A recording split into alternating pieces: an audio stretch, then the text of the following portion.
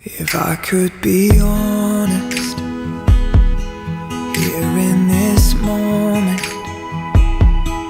I've been so nervous. Apakah saudara dalam hidup sebagai suami istri bersedia membina rumah tangga saudara sesuai dengan firman Allah dan menjalankan hidup bersama dalam kekudusan nikah yang kudus ini? Sehati sepikir, saling membantu secara jasmani dan rohani sampai maut memisahkannya. Ya, saya bersedia dengan segenap hatiku. Ya, saya bersedia dengan segenap hati. Yes, they can hear us, but they don't understand. I have settled. Saya, David Ivanisian, mengambil engkau, Rahelda Devantiroga Besi Bagariang, sebagai istriku, bahwa saya akan berjanji tetap setia kepadamu, serta mengasihi engkau dan mendampingi engkau, baik pada waktu senang dan pada waktu susah, sama seperti seseorang yang beriman kepada Yesus Kristus. Tomorrow I'll open my eyes and I will whisper to my wife. Saya, Rahelda Devantiroga Besi Bagariang, menyambut engkau, David Ivanisian, sebagai suamiku dan berjanji untuk mengasihimu dan setia kepadamu dan mendampingimu di waktu senang dan waktu susah, sebagaimana orang yang percaya kepada Yesus Kristus.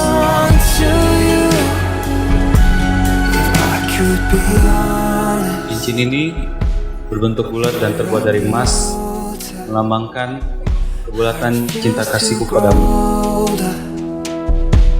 Unless it's with Cincin ini terbuat dari emas dan berbentuk bulat sebagai bentuk dari kemurnian dan kebulatan dari cinta kasihku kepada you a promise, though I'd never notice. Apa yang telah dipersatukan oleh Allah tidak boleh diceraikan oleh manusia.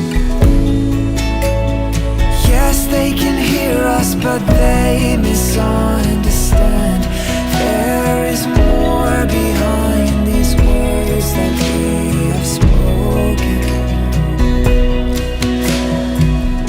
Fit, Mama titip Rahel ya.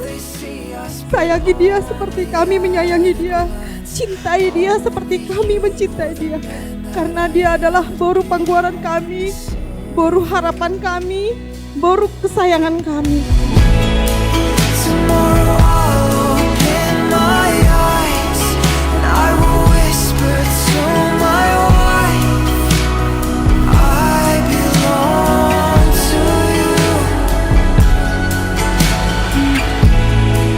And I will wait to hear you say, as a tear rolls down your face, I belong to you.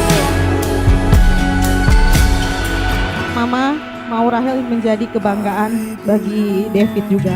Makasih, semoga bahagia dan penuh sukacita sepanjang dan hanya maut yang memisahkan. Say I do.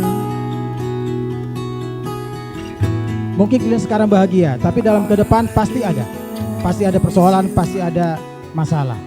Makanya dikatakan dalam perkawinan Kristen adalah pertumbuhan, growth together, bertumbuh bersama-sama dalam suka dan duka.